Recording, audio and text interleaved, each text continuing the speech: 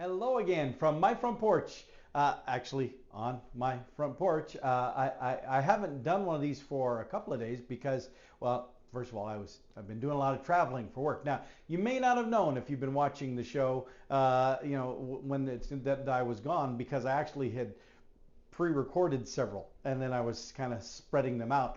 But most of last week I was in Denver, Colorado. The first part of this week I was in Houston, Texas. And I really didn't spend a whole lot of time back home in between. So now I have a little bit of a stretch where I am actually back home and I can actually be out on the front porch. I was actually going to do one of these yesterday, but I couldn't come out to the front porch. I had been evicted by wasps. Well, yellow jackets. In my mind, same difference. I know entomologists would, they're not the same thing, but I don't like any of them. And so I had to eradicate the front porch from their presence. And so I did that. But now I was out this morning and I stopped by a place and picked up some items to hopefully make it so that they no longer are a problem in the future as well. But anyway, here we are. We're back together on the front porch, and that's fantastic. What I wanted to chat really about is this interesting phenomenon that I've observed in my travels, in being gone so much, and that is the difficulty people have with flying. And I don't mean just they're afraid of flying. I mean the mechanics, the logistics of flying. And some of it, a lot of it, is comprehension or even just listening to what is being said. But other of it is simple lack of awareness of things that are right there. And let me instead of just being vague, let me give you some examples of things that I see surprisingly quite a bit of people who, when the boarding begins, generally most airlines will say, they do the pre-boarding, which means even before the first class group and group one as they're called, even before that group gets allowed to board the plane, they will do elderly people who need more time boarding, families with small children, because of the chaos that surrounds that, and many airlines will also active military can board early, expecting mothers maybe can, I've heard different variations of the spiel, and so but you get the gist. Then they do group one, which is generally first class, maybe a few other high rollers. Oh, some airlines have other high-end program. You've flown with them a lot and you have this really high status and you get to board right away. Why they don't just put those people in group one, I don't know, but they get this special, even before the first class people and stuff, they get to go on. And then generally most airlines, not all, some have a different way. Most airlines have then grouping numbers. You go by group one, group two, group three, and they'll even say, if you're in group 5, don't expect to take your rollaway bag on the plane. You're going to have to check it because we will run out of overhead space by the time you are getting on the plane if you're way back there in group 5, and stuff like that. Anyway, so now granted I fly a lot, and so I know what to expect, and I don't really even generally listen to a lot of what's being said anymore because I've heard it many times. But I can verify that for the most part, the desk people at the gate agent, I guess is the official name, that they do a good job of communicating the rules and the guidelines, and a lot of airports are set up in a logical way for flying. There have been a few that I've flown at that I just scratch my head and think, did the people who designed this, had they ever actually flown? Did they know how people line up? Did they know? But still, I credit the gate agent individuals in general for doing a good job of sharing how things are supposed to be. which is why I then get really, and then they also have up on the screen, they have a big TV monitors behind them that will say, here is the flight we're boarding, we'll be, we're boarding group number such and such right now, it'll be departing at this time, or a lot of times they'll say boarding will end at such and such time, all of that on a big monitor up there. And then a lot of them have a second monitor that will cycle through saying, here are the people who got first class upgrades, here are the people who got standby cleared so they can, because they didn't have a seat on this plane, but they're hoping to get on it. Maybe they're trying to get an earlier flight somewhere or whatever, or they got dumped off a flight, they missed a connection, and so they've come over to this flight hoping they can get on it on standby. And so, there's monitors saying who there have been cleared, and then sometimes some other information relevant to flight. But generally those two things are cycling through. So all of that information is broadcast, is visual right here on the screens behind them, and they are verbally communicating much of this information. Like the standby stuff, they'll say something like, this, all the standbys have been cleared. Please come up to the desk and get your ticket if you were on the standby list. They'll verbally say this. But then you've got people. People are just people, for better or for worse. And I don't know what they do, but they don't get the message. They don't get the point. They don't get the information. And so they instead sit back and they will literally go up to the gate agent and say, hey, I was on the standby list. Did I get cleared? And the gate agents, I swear they must have to go through some kind of training to get them to be able to just grit their teeth and smile. And they will say, yes, sir. As we announced, all of the standbys have been listed. And do you see your name on the screen here? If your name is in green, it means you've been approved. What is your name? And I can give you your ticket. In their head, they're probably thinking, like I said on the announcement. Or I've been in line to board, let's say I'm in group 2 and I'm getting online to board, and there'll be people in front trying to swipe their ticket. It'll be boop, boop, and the person, the gate agent says, oh, what, sir, you're in group 7. We're only doing group 2 right now.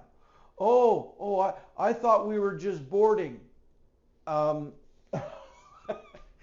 No, pay attention. Now, I know at this point, people will say, well, maybe that guy was a first-time flyer. Maybe he didn't know what he's doing. That's entirely possible. But if you are flying for the very first time, shouldn't you really be listening and paying attention and reading the monitors? Shouldn't you? If it's your first time flying, why would you just make assumptions? Why not follow the instructions that are clearly being presented to you? And then there's other situations where you've got individuals who well, they just think they should be able to get on. They should be able to take their carry-on. It really is annoying, honestly, when there's someone whose carry-on clearly is it's not even the small rollaway, it's a bigger one, and the gate agent says that's not going to fit in the over. Oh, it fits, and they'll argue with the gate agent. Buddy or lady, the plane you're getting on now may be a bit smaller than the plane you normally are used to being able to put that in the overhead for. This gate agent knows the plane you're being put on. They're looking at your bag and they know it's not going to fit in the overhead. But you're here arguing with them because you think you're smarter than they are. You think you know more than the professional who is hired to get us all on the plane and manage all that correctly.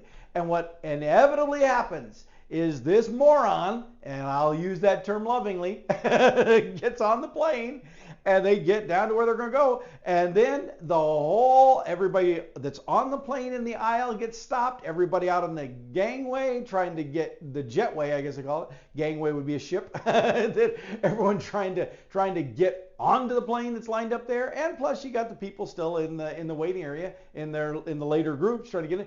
Everything comes to a stop while this moron is on there with their bag. I'm trying to, I know I can make it, but and the stewardess, or I'm sorry, the flight attendants, I gotta get my terms right. The flight attendants or they're going, sir, that's not, you're going to check. Oh, no, it fits. And this, oh my God, these kind of things will stretch on way too long before finally moron recognizes it's not going to fit. Rah, rah, rah, rah, rah, rah, rah, rah. And they say, well, you're going to have to check the bag. Oh, I don't want to walk all that. And now they're angry because they're going to get inconvenienced by having to take it all the way back out. If they would have just listened to the gate agent when they were scanning their ticket, who tried to tell them it wasn't going to fit, go ahead and check your bag now, boom, that person would have been in their seat and everything else moving smoothly. But there are these idiots, these morons that just insist they know more than everybody else, and in the process slow everybody else down. And then there are the people who can't find their seat. Now this one really confuses me. Now, maybe English is not a first language. I get that. But it's not like it's full words you got to read. You know, you're walking down the aisle and they're numbered. They're numbers right across, both sides. Now, where the number is positioned might move. Sometimes I've even had trouble figuring out, okay, where did they put the numbers here? When they open the doors and stuff, is it on the door? Is it under the door? Is it, where? But once you find them, there they are. Excuse me. And if you've not flown, every row is numbered from the front. Row number 1, row number 2, and all the way to the back. And then they letter the seats from, if you're getting on the plane and you're facing into the plane, they would be lettered from your right side. A, B, C, now, depending on how many seats. So like if it's a small plane, there's only 2 sets of seats on each side of the center row. So it'd be A and B, and then over here you'd have, I was going to say C and D, but it might be D and E. But it depends on the airline sometimes too. But if you have 3 seats, it'd be A, B, C, and then D, E, F. So A and F are the window seats, and then A, B, C, D are the aisle seats. And you've got a middle seat between the two of them.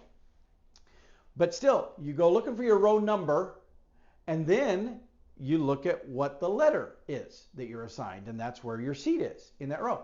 See, it's not rocket science, and yet it's amazing how many people, and this is not just English as second language, there's, people who speak English, but maybe it still is their second language. But there are so many people who wind up in the wrong row, who wind up in the wrong seat, and then somebody else comes along and says, this is my 15B, this is me. Are you sure? You sure? I'm sure I am. That's me. Or 15. Well, let's see your boarding pass. Oh no, your boarding pass is 14B, or your boarding pass says 14A, or 15C. Or it's. I'm just blown away. And they're, oh, ha, ha, well, I'm sorry. And now again, we have all this reshuffling. Stand up, move around, do the little dance, all because some idiot couldn't read the numbers, wasn't paying attention to where they were supposed to be sitting. And this doesn't fortunately happen very much, thankfully. But there have been times, few, I admit, but there have been times when somebody just gets on the plane and they sit down. And they don't really even pay attention to what's supposed to be their seat. Now, I will also say that at least one of these instances, it was an individual who was international. I'll say that. And so perhaps that's what they're used to on other flights they've taken. But that's not the way it worked here, buddy. Because then somebody comes on and says, this is my seat. And there literally is this argument. No, I'm sitting here. This is my seat. Well, no, but my ticket says it's my seat. No, but I'm sitting here. And the flight attendants have to step in and instruct this confused individual sitting, you're in the wrong seat. You have to sit where your boarding pass says you have to sit. And so, again, these are the things that then flights, they're really tightly managed as far as when they're supposed to end the boarding process and get away from the gate. Because when you see on your buying tickets and you see it says departure time, blah blah blah. Departure time does not mean when it takes off. Departure time means it better have left the gate by then. And so you see that departure time. That's what there are some airlines that will literally have a time clock posted in the plane that all the crew can see, and what that's saying is this is how much time you have to get all these people on this plane and get ready to go and get away from the gate. That is your quality control check, and if you don't get away from the gate in that amount of time, you better have an explanation for it, because you're going to get dinged for that. So that's something then that obviously the flight crew is constantly striving for. So I can only imagine how frustrated they are when here is this measurement that they're going to be held accountable to, and then you have doofuses that screw everything up and impact their ability to meet this demanded time that they are being held accountable to, but they have minimal control over these idiots that cause these problems. You say, Paul, you're being awful harsh to people. They're just confused. Okay, yeah, fine. But the reality is, and I made this observation before, during COVID, that never happened. Literally, during my travel times during COVID, that kind of stuff never. I did not see any of what I just described. None of that ever happened. What is the difference? Well, the difference is I still contend during COVID, everybody was on high alert and everybody was self-aware of themselves and their little bubble and everybody around their little bubble. Now that COVID is over and we don't have to be thinking that way, people have reverted back to it's all about me. All that matters is what I want. All that matters is what I am going to do. The rest of you can figure out your stuff around me. That's just not the way it works on the plane. Hey, Paul, are you saying all these people that can't find their seats are being arrogant? And no. I'm not saying that at all. What I am saying is they're just rushing in and they're oblivious to their surroundings as they just are, here's what I'm doing. And then in so doing that, they cause problems. They have issues. And they create the issues for the rest of us too, which is unfortunate, which is not appreciated. So, looks like I have another WASP visitor here in the front porch. I'm going to have to go escort him to the WASP pearly gates. And so I'm going to go take care of that business, and you go take care of what you got to do. And please, if you're going to be flying anytime soon, be mindful and respectful of your fellow travelers and of the flight crews who are really, really working hard in a pretty tough environment. Be gentle on them. They're doing the best they can to. And with that, I'll see y'all next time from my front porch.